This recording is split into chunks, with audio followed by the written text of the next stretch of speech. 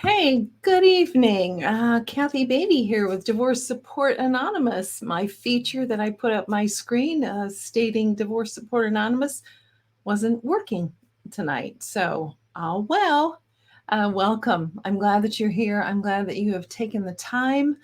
And for those of you on LinkedIn who are joining us for the first time, we are streaming now in the Facebook page, the Facebook private group, and also into LinkedIn. So we'll see where all of this goes. But no matter where you are in the personal realm or in the professional world, you will find and have people going through the trauma and the crisis of divorce.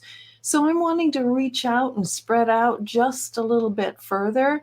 I want you to know that you can, of course, ask questions, make comments, text, or phone me at any time.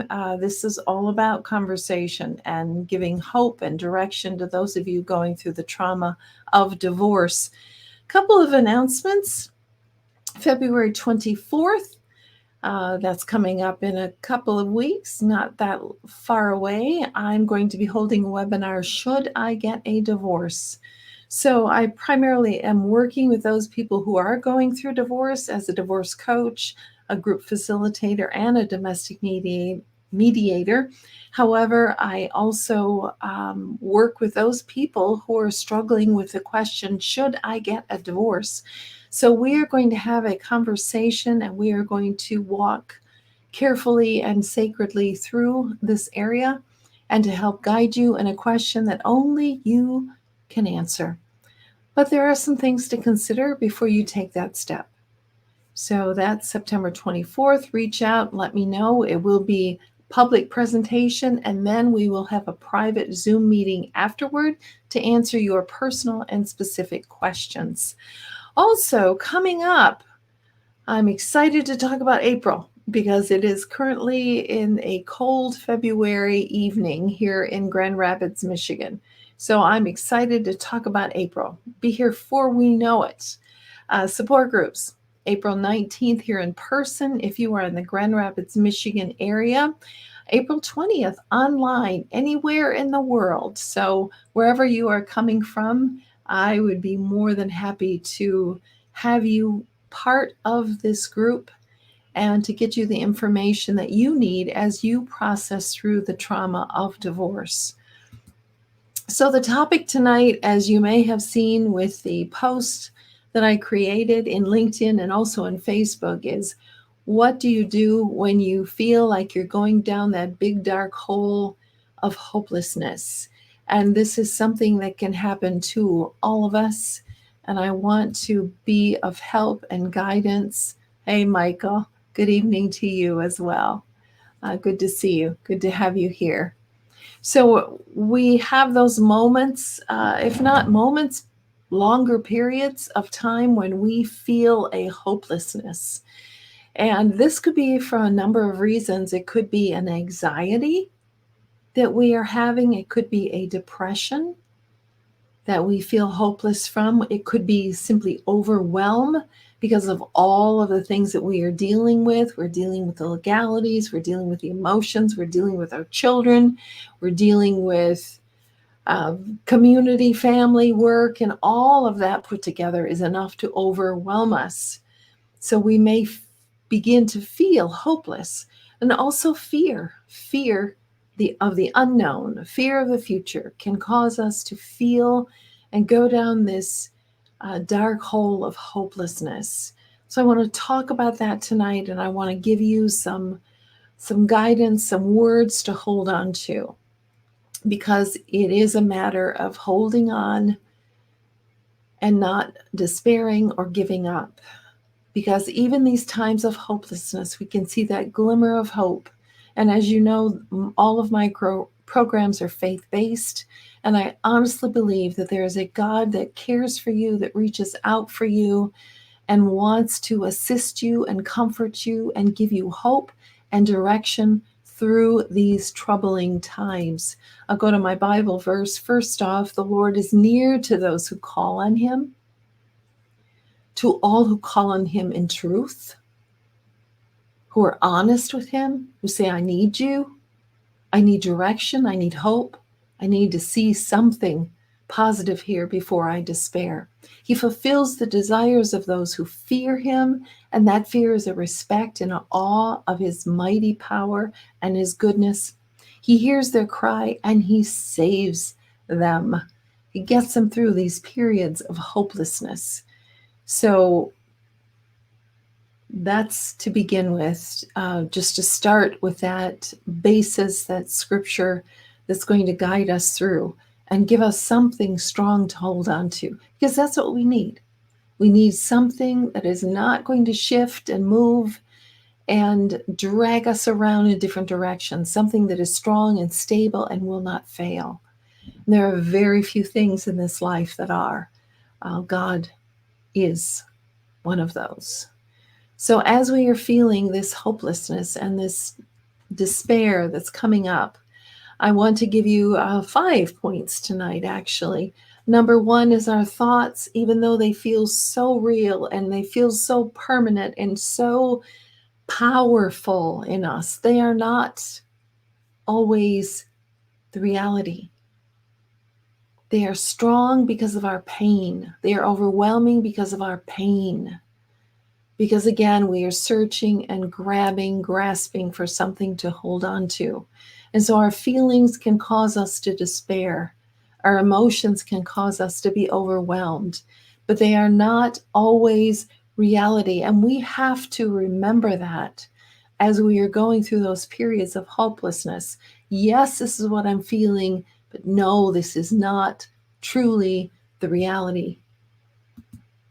So next, we need to get some positive stimulus. We need to get a change in our environment. We need to get some positive stimulus. That might be music, that may be theater, maybe the park, maybe getting near water. We need to get that positive stimulus and changing our environment, stepping physically out of where we're at, so that we can shift and our brain can see something new, something positive, something that's going to distract us in a good way, distract us to give us a different perspective. So again, that can be music, theater, park, being near the water. All of those changes, those shifts can change our perspective. And next, we need to test our emotions and our thoughts with objectivity. So how do we do that? We get out a pen and paper. We talk to ourselves first. And next, we're going to talk about talking with someone. But first, we're going to get out pen and paper, and we're going to actually ask ourselves, where is the evidence for our hopelessness? We're going to ask, what exactly is the problem? You see, if we can articulate and we can voice what it is that we're feeling, that empowers us to understand, to help us process through what we are going through. So we can ask ourselves, what is the problem? We're going to write it out. We're going to define it. And that is going to give us some power that we are in control here. We're not despairing. We're not giving up. We're not hopeless. We have some control here and some choice. So we're going to ask, what is the problem? And then we're going to ask, what do I need to solve the problem? Okay, my problem is, I don't think that I'm going to make it financially in the future, for example. Okay, so that's the problem. We have identified it's a financial. That's why we feel hopeless. It's financial. So we're going to narrow it down. And we're going to ask the questions, what do I need to solve the problem?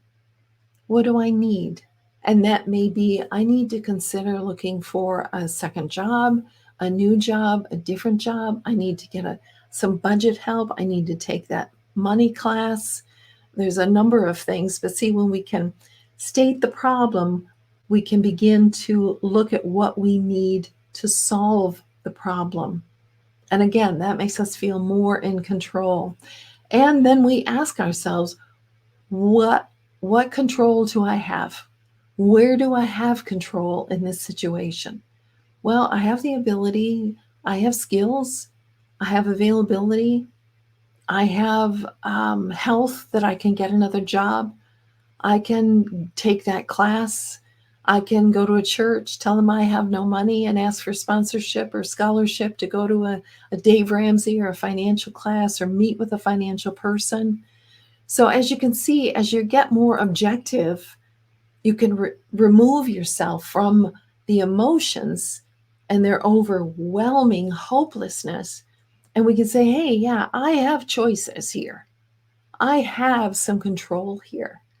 And that is going to help us get out of that funk, get out of that hopelessness.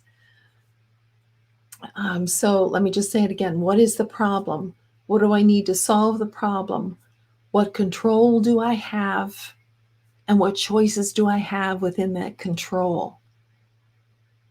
And hopefully you can see how that really does make a mind shift. So, okay, I'm not just feeling these emotions, I'm stepping out and taking charge and taking some control. So the next one is, who are you talking to? Who are you talking to? You see, if you are isolating and the only voices that you're hearing are the ones in your head, you are setting yourself up for failure. You are not going to continue in a healthy way. Who are you talking to? And I realize I work with a lot of men and women who are full of pride and they don't want to be vulnerable with anyone. They want to say, I can handle it. I will handle it on my own. Thank you very much. You can't handle this on your own. And I have worked with many different types of people, CEOs, physicians, attorneys, even marriage counselors I have worked with.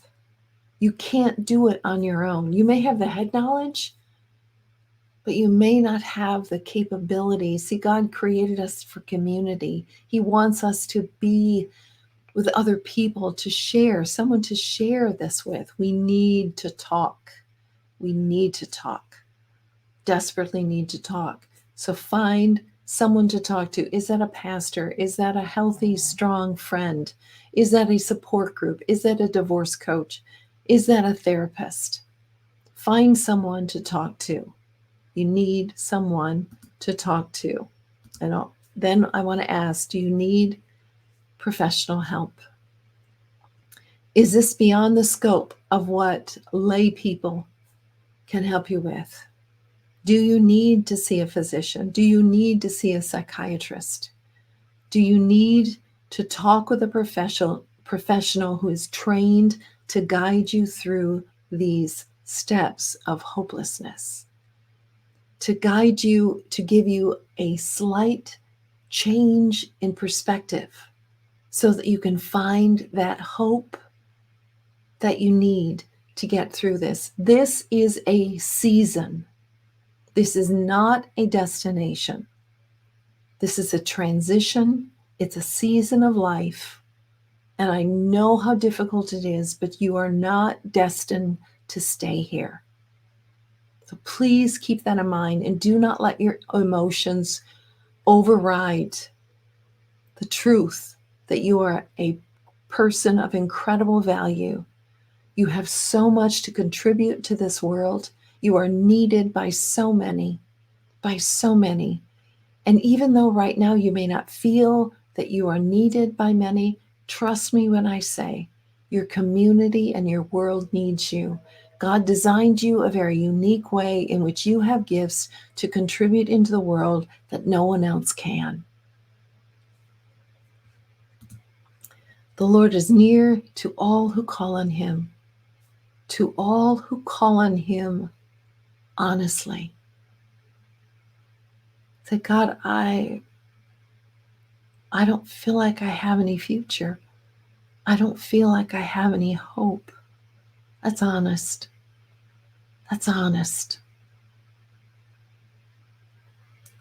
He fulfills the desires of those who fear him. And that fear is an awe and respect for the power of Almighty God, the creator of you of your mind, heart, and soul. He hears their cry and saves them. Now, I don't know how deep this hopelessness may go in your life. I hope it is just a temporary glitch. But I also am realistic enough to know that many of you are suffering profoundly with hopelessness, depression, anxiety, fear. I hope and pray that you will reach out to someone to help you through this difficult time of hopelessness. If you are feeling that there is no hope and that your life doesn't matter and that the world would be better off without you, I beg you to make a phone call to your church, to a therapist, to the National Suicide Prevention Lifeline, to those who can let you know that the thoughts that are in your head are simply thoughts that your body is allowing to overtake you. But the truth is, you can get through this. I have helped hundreds of people who have been in the same situation as you, hurting as profoundly as you. And now I see them on the street and they are a totally different person with a different countenance because they got through that hopelessness by understanding they needed to reach out and talk with someone. I hope this has been of help. Don't hesitate to reach out to me if I can be of help to you. With that, I will call it an evening and thank you for your time. I know how valuable it is. I appreciate you. And my name is Kathy Beatty with Divorce Support Anonymous, here to guide you every step of the way through the trauma of divorce. Good evening.